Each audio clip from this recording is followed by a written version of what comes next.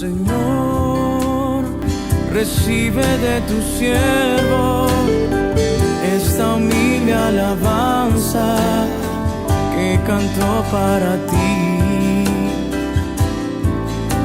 Jesús, sé mi luz y mi guía, y sé el aire que respiro.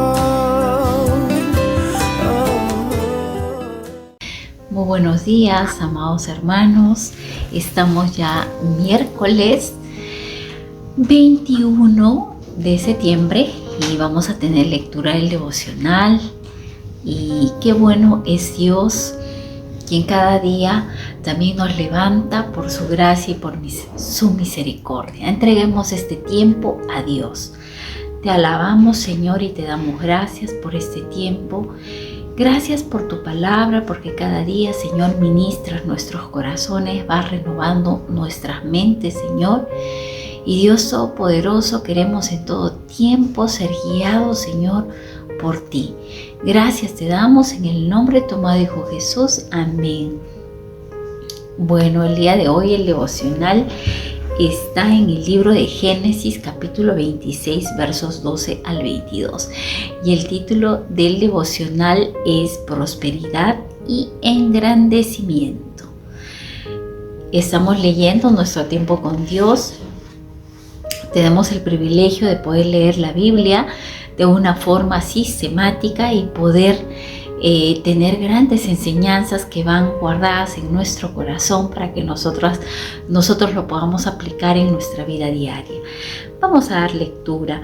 Dice en Génesis 26, verso 12: y sembró Isaac en aquella tierra y cosechó aquel año 100 por 1, y le bendijo Jehová. El varón se enriqueció y fue prosperado, y se engrandeció hasta hacerse muy poderoso. Y tuvo hato de ovejas y hato de vacas y mucha labranza. Y los filisteos le tuvieron envidia. Y todos los pozos que habían abierto los criados de Abraham su padre en sus días, los filisteos los habían cegado y llenado de tierra. Entonces dijo Abimelec a Isaac: apártate de nosotros, porque mucho más poderoso que nosotros te has hecho. E Isaac se fue de allí y acampó en el valle de Gerar y habitó allí. Y volviendo a abrir Isaac los pozos de agua que habían abierto en los días de Abraham su padre, y que los filisteos habían cegado después de la muerte de Abraham, y los llamó por los nombres que su padre los había llamado. Pero cuando los siervos de Isaac cavaron en el valle y hallaron allí un pozo de aguas vivas, los pastores de Gerar riñeron con los pastores de Isaac, diciendo: el agua es nuestra. Por eso llamó el nombre del pozo Esek, porque habían altercado con él. Y abrieron otro pozo, y también riñeron sobre él, y llamó su nombre Sitna. Y se apartó de allí, y abrió otro pozo, y no riñeron sobre él, y llamó su nombre Rehobot, y dijo: porque ahora Jehová nos ha prosperado, y fructificaremos en la tierra, ¿no? Nosotros podemos analizar, leer el devocional, y si bien es cierto, podemos ver que en el verso 12 dice que todo lo que Isaac sembraba producía, ¿no? Dice que las cosechas que él tenía eran grandes, ¿no? La tierra producía mucho, ¿no? A pesar que en ese tiempo estaba existiendo mucha escasez, ¿no? Miren que Isaac siembra y cosecha, ¿no? Y muchos de los hombres de repente en ese tiempo también sembraban, pero no todos cosechaban lo que cosechaba Isaac, ¿no?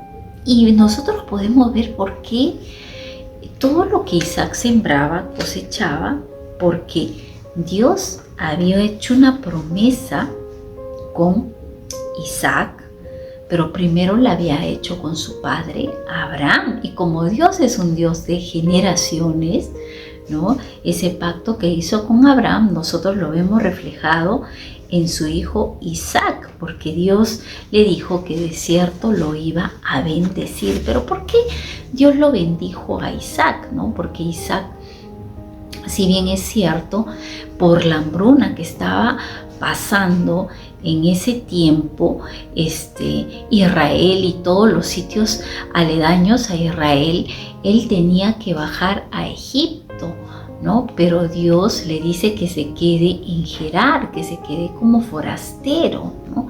Y miren que en esta tierra que también posiblemente había escasez, muchos sembraban la tierra pero no cosechaban lo que Isaac también recibía de parte de la tierra. Entonces nosotros podemos ver que el favor de Dios acompañaba a Isaac, porque Isaac había obedecido a Dios de no descender a Egipto, sino quedarse en esta tierra de Gerar y quedarse como forastero, ¿no? Dice: el varón enriqueció y fue prosperado y se engrandeció hasta hacerse muy poderoso, ¿no?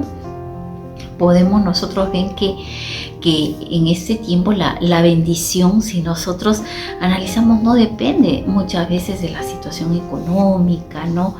Del país en el que tú estás, sino depende de cuánta obediencia podamos nosotros tener a los mandatos de Dios, porque el Señor nos dice, ¿no? Si tú obedecieres mis mandatos y mis estatutos, yo te bendeciré, ¿no? En tu tierra, en tu mesa, en tu arteza, en el fruto de tu vientre.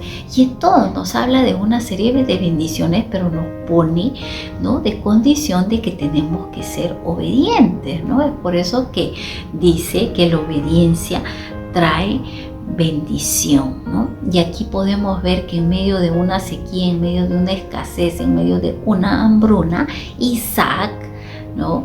Él sembraba y cosechaba al 100 por 1 porque Dios lo había bendecido. Dice en el verso 14, ¿no? Y tuvo hato de ovejas, hato de vacas y mucha labranza, ¿no?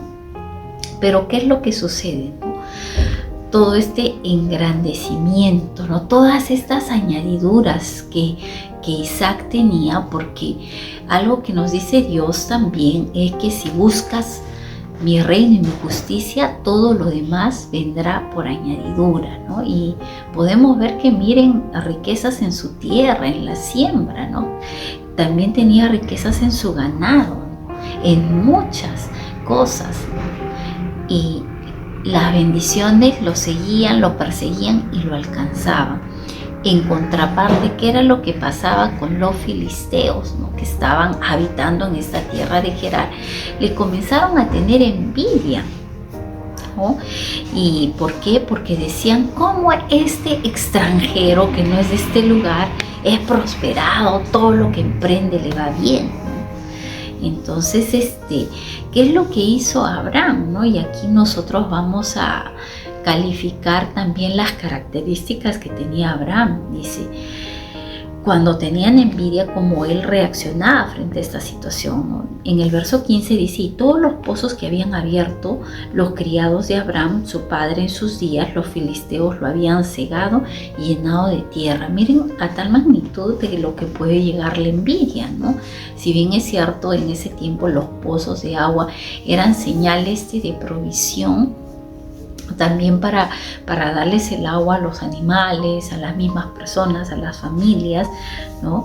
Y ellos, dice, lo cerraron y lo llenaron de tierra. Cuánto esfuerzo es el hecho de cavar un pozo y de que pueda salir el agua, pero a los filisteos no les importó eso, ¿no? La envidia los cegó y destruyeron todos esos pozos, ¿no? Pero dice que en el verso 16, entonces dijo Abimelec a Isaac: apártate de nosotros, porque mucho más poderoso que nosotros te has hecho, ¿no? Entonces, imagínense que este rey de este lugar, Abimelec, le dijo: no, vete de acá, porque nosotros conocemos que tú eres poderoso, porque ya imagínense que aproximadamente unos 100 años antes, ¿no? Su padre Abraham también había pasado este tipo de situación de hambruna, de escasez, y llegó también a las tierras de Gerar, ¿no?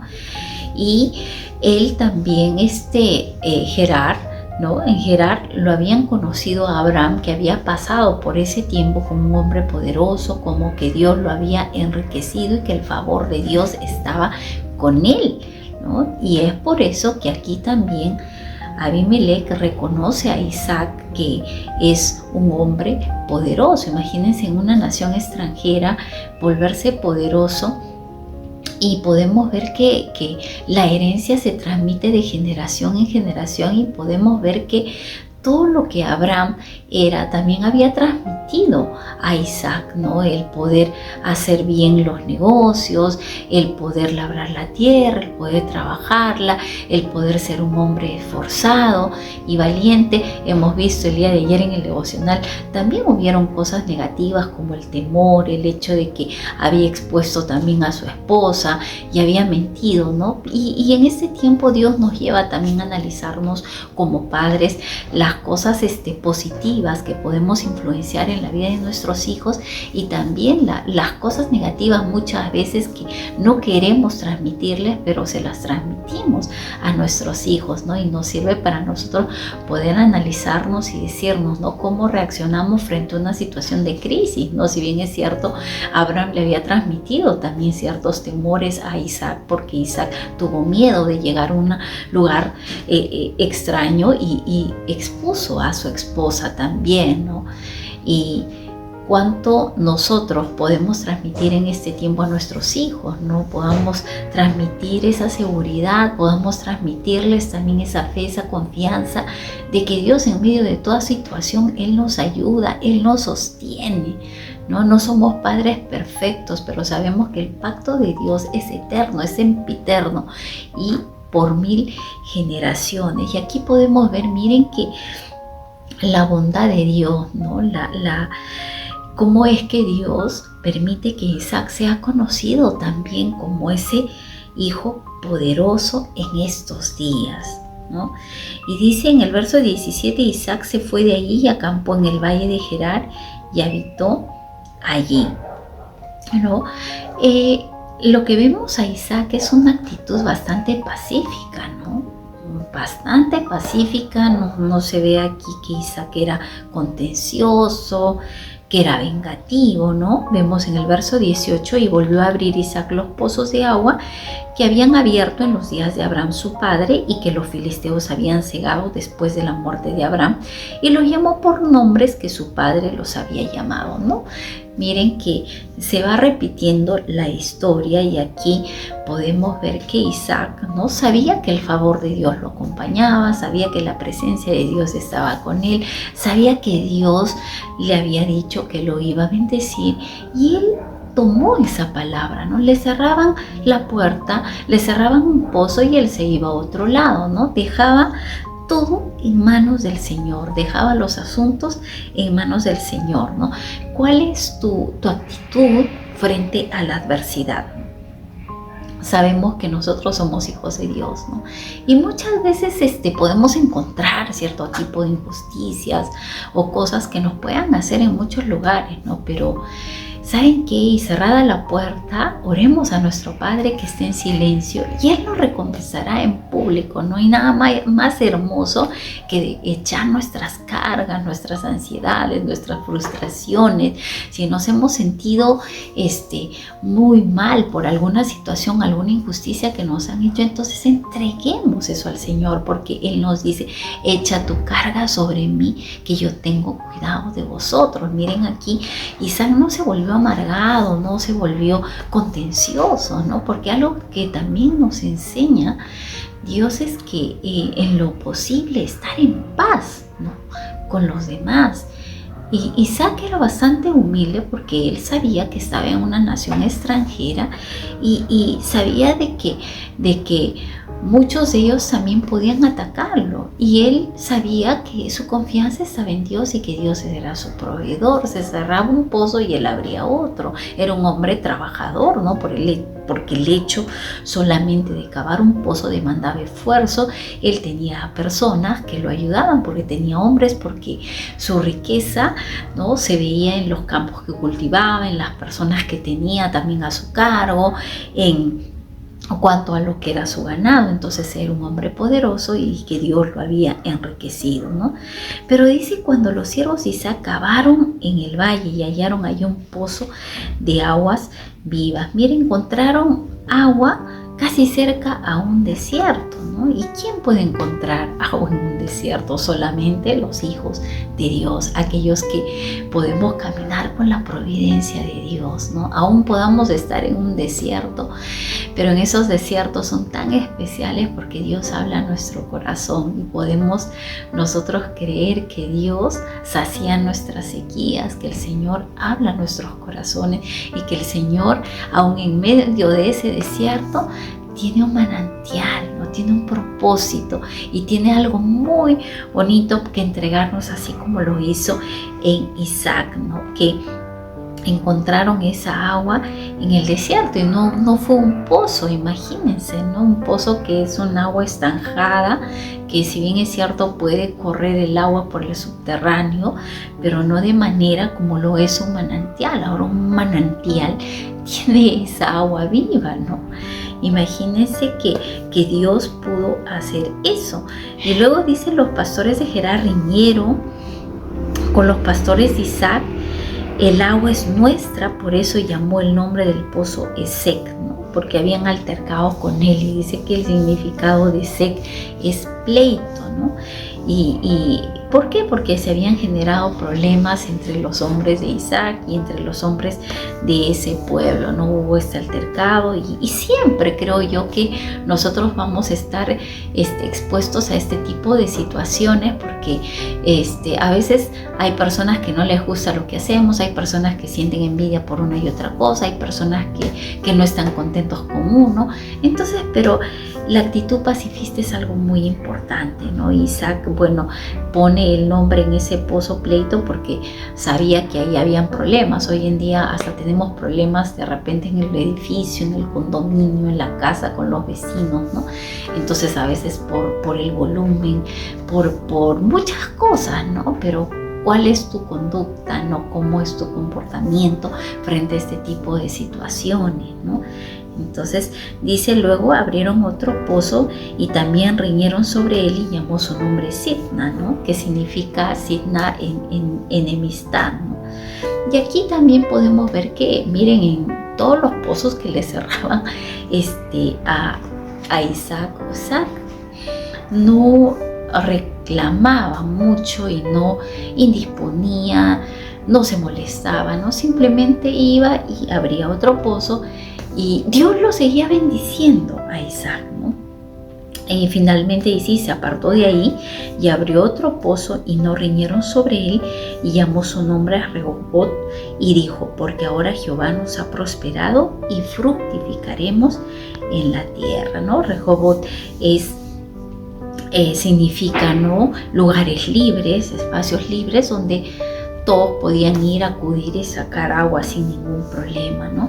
Y nosotros podemos ver, ¿no?, en este tiempo este tipo de situaciones, una tras otra, ¿no? Situaciones difíciles que podemos encontrar.